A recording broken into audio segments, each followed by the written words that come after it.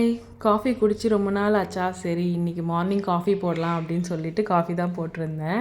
நாளைக்கு வேறு விநாயகர் சதுர்த்தியா, அதை நினச்சி மனசெல்லாம் ரொம்ப சந்தோஷமாக இருந்தது.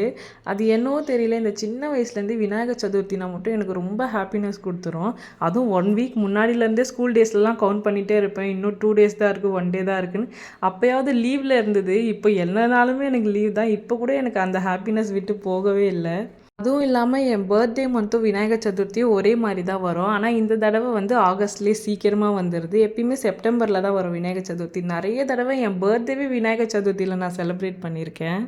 உங்களுக்கு என்னென்ன ஃபெஸ்டிவல்லாம் ரொம்ப பிடிக்கும் அப்படின்னு கண்டிப்பாக கமெண்ட்டில் சொல்லுங்கள். இன்றைக்கி மத்தியானம் லஞ்சுக்கு அரைக்கீரை புளி போட்டு கடைஞ்சிருந்தேன். இதுக்கு சைடிஷ்ஷு கருணக்கிழங்கு வேக வச்சு வறுத்துட்டேன். மார்னிங் பிரேக்ஃபாஸ்ட்டுக்கு தோசை தான் போட்டிருந்தேன். இதுக்கு சைடிஷ் தக்காளி தொக்கு செய்யலான்னு எல்லாமே ரெடி பண்ணேன். ஆனால் செய்கிறதுக்கு டைம் இல்லாத காரணத்தினால அப்புக்கு பொடி வச்சே தள்ளி விட்டுட்டேன். இதே மாதிரி நெக்ஸ்ட் ஒரு வீடியோஸில் பார்க்குறேன். பாய்.